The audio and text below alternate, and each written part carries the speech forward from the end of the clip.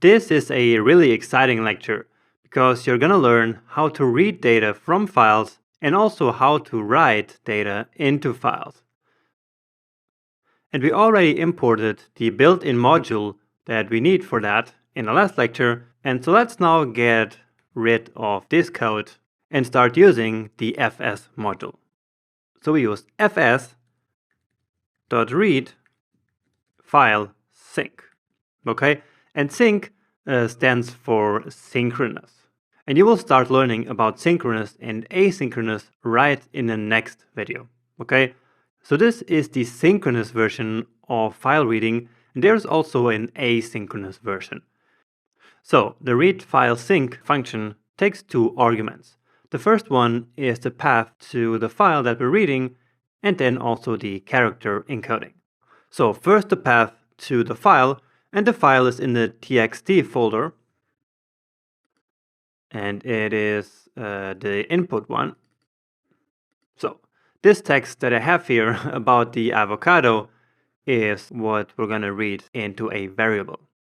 And I'm not sure if you're going to be able to see this emoji here right on your operating system, but if you're on Windows 8 or Windows 10, then that's probably going to work just fine. Okay, so we specify the path there, and there are multiple ways of doing that, but for now I'm going to go with the simplest one. So all I'm going to do is that it's in the /txt/input.txt. So again, we're starting at the home folder, which is basically the folder where the index.js file is located. So that's the dot in there. And then we move into the txt folder, and from there input.txt.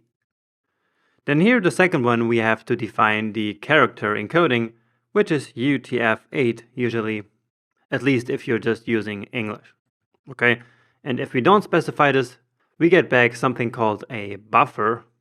Okay, and that's not really what we want. We really just want the text. And so calling this function here will now read the data from the file and return it to us. And so we need to save that somewhere, and we put it into a variable.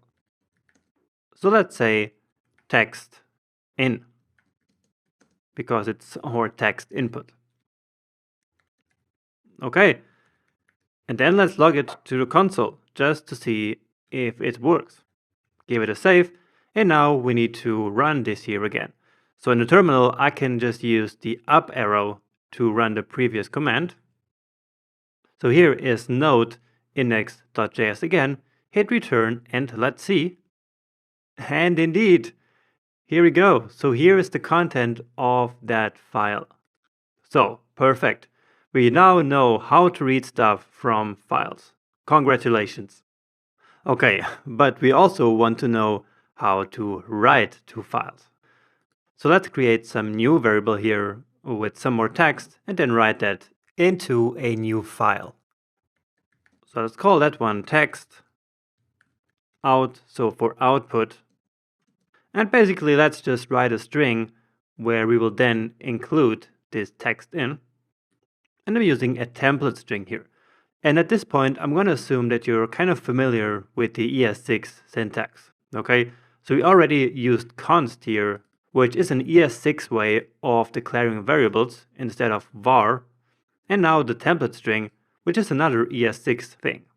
So before ES6, if you wanted to add something to text in, you would have to use the plus operator. So let's say this is, and then space, and then text in.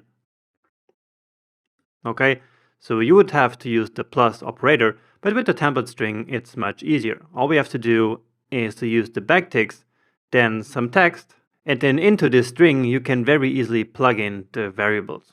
So let's say this is what we know about the avocado.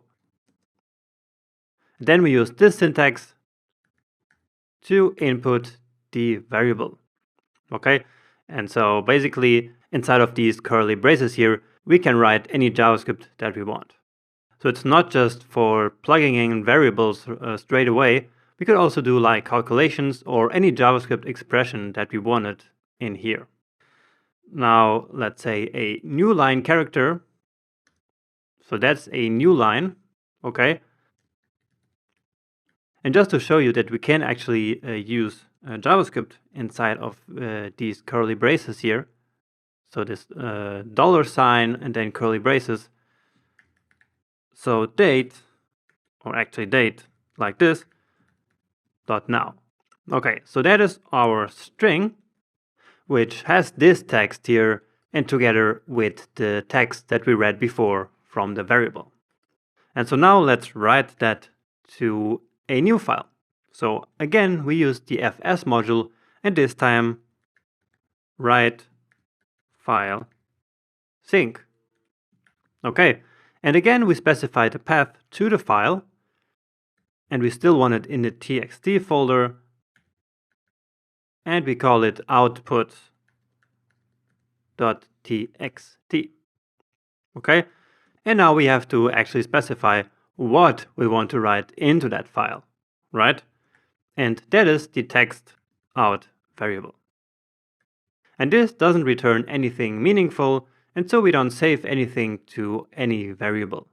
All we do is to finally log something more to the console, like just informing that the file has been written.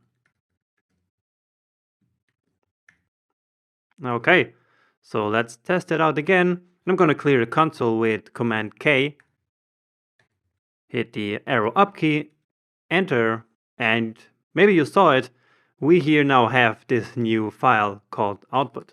And if I open it up, then you see this is what we know about the avocado, which is what we wrote in the index.js, and then this is the text that came before from the input file, right? Then the new line that we created, and then created on this date basically. So this is date.now, so just a time stamp in milliseconds. All right, and this is how you read and write to and from files in Node.js.